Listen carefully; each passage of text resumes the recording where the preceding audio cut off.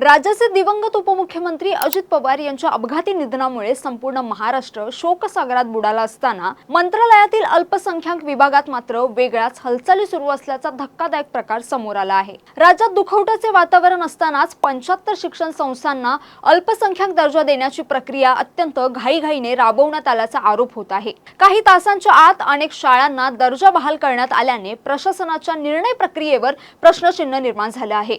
या संपूर्ण प्रक्रियेमागे मोठ्या आर्थिक गैरव्यवहाराचा संशय व्यक्त केला जात आहे। नेमकं प्रकरण काय आहे पाहूयात या व्हिडिओच्या माध्यमातून। नमस्कार, मी जान्हवी जाधव, आपण पाहत आहात टाइम महाराष्ट्र। अजित पवार यांच्या निधनानंतर राज्यात शासकीय दुखवट्याचं वातावरण असतानाच अल्पसंख्याक विभागाकडून 75 शिक्षण संस्थांना घाईघाईने अल्पसंख्याक दर्जा देण्यात आल्याचा धक्कादायक प्रकार समोर आला आहे। अजित पवार यांच्या निधनानंतर काही तासात मंत्रालयात प्रचंड वेगाने फाईल्स फिरल्या। यामध्ये जवळपास 20 संस्थांच्या 75 शाळांना अल्पसंख्याक दर्जा देण्याचा निर्णय घेण्यात आला। अल्पसंख्याक विकास विभागाकडून शाळांना अल्पसंख्याक दर्जा प्रमाणपत्र देण्याचं काम चालत होतं, परंतु अजित पवार यांच्या निधनाच्या दिवशी आणि त्यानंतर काही तासात मंत्रालयातील अधिकाऱ्यांनी अचानक हा निर्णय घेतल्याचं समोर आलं आहे। विशेष म्हणजे 12 ऑक्टोबर 2025 रोजी माजी मंत्री माणिकराव कोकाटे यांनी या प्रमाणपत्र वाटपाला स्थगिती दिलेली होती। मात्र कोकाटेंच्या राजीनाम्यानंतर या खात्याचे अधिकार अजित पवारांकडे आले आणि त्यांच्या निधनानंतर तातडीने निर्णय प्रक्रिया पुन्हा सुरू करण्यात आली। 3 महिन्यांपूर्वी या प्रमाणपत्रांना स्थगिती देण्यात आली होती। त्यानंतर या खात्याच्या मंत्र्यांचे निधन झाले होते, तरीही अधिकाऱ्यांनी ही घाई का केली हा संवेदनशील विषय असून त्यांनी निर्लज्जपणा कसा काय केला असा आरोप प्रदेश युवक काँग्रेसचे सरचिटणीस अक्षय जैन यांनी केलाय। पाहुयात अक्षय जैन काय म्हणालेत ते। 28 जानेवारीला संपूर्ण राज्य शोकात बुडलेलं होतं आणि त्या दिवशी ज्यावेळेस दादांवर श्रद्धांजली अर्पण करण्यासाठी संपूर्ण म्हणजे दादांच्या पार्थिवावर दर्शनासाठी संपूर्ण राज्यभरातून लोक येत होती, त्याच दिवशी दादा ज्या विभागाचे मंत्री होते म्हणजे अल्पसंख्याक विकास विभाग, या विभागातील काही अधिकारी खूप कामात मग्न होते आणि त्यांनी दुपारनंतर ज्यावेळेस मुख्यमंत्र्यांनी खुद देवेंद्रजींनी घोषणा केली की शासकीय दुखवटा आपण जाहीर करतो 3 दिवसाचा आणि शासकीय सुट्टी देण्यात आलेली, त्यानंतर तिथले उपसचिव यांच्या माध्यमातून अल्पसंख्याक दर्जा प्रमाणपत्र जे असतं त्याच्यावर मागच्या 3 महिन्यापासून स्थगिती देण्यात आलेली। मागचे जे मंत्री होते माणिकरावजी कोकाटे यांच्या मार्फत आणि त्यानंतर दादा मंत्री झालेत, दादा मंत्री असताना सुद्धा त्याच्यावर स्थगिती होती।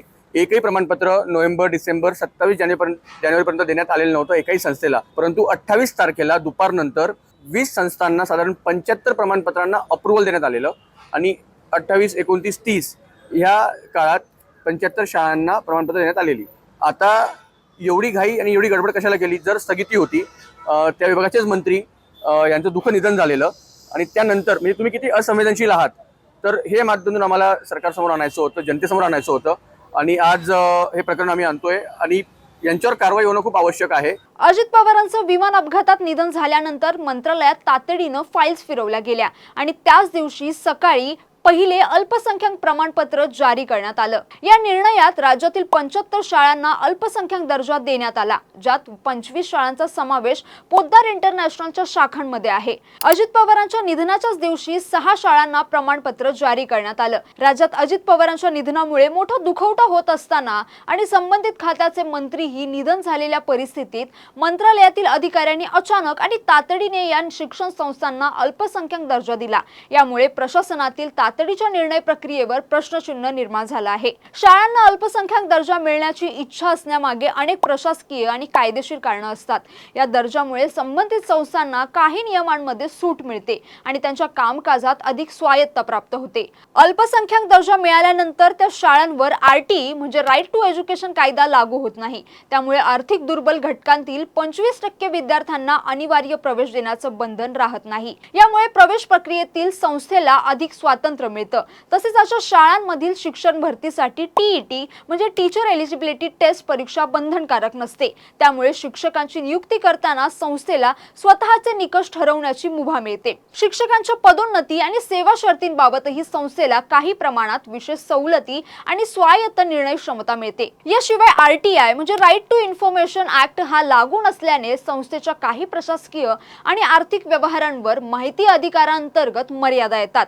तसेच अशा शाळांना कोट्यवधी रुपयांच्या देणग्या आणि अनुदान स्वीकारण्याची मुभा असते, ज्यामुळे आर्थिक व्यवस्थापन आणि स्वतंत्रपणे काम करता येतं. आता राज्यातील 75 शिक्षण संस्थांना अल्पसंख्याक दर्जा घाईघाईनं बहाल करण्यात आल्याच्या प्रकरणाची मुख्यमंत्री देवेंद्र फडणवीस यांनी गंभीर दखल घेतली आहे.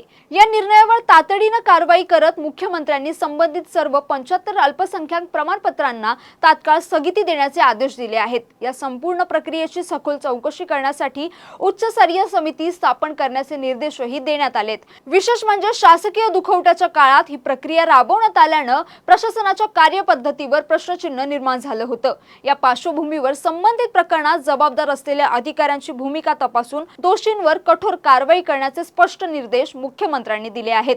तर पुढे या प्रकरणाला काय वळण येतं हे मात्र पाहणं महत्त्वाचं ठरणार आहे. तर तुम्हाला या प्रकरणाबद्दल काय वाटतं? तुम्हाला हा व्हिडिओ कसा वाटला? आम्हाला नक्की कमेंट करून सांगा आणि अशाच व्हिडिओसाठी टाइम महाराष्ट्राला फॉलो आणि चॅनलला सबस्क्राईब करायला विसरू नका. धन्यवाद.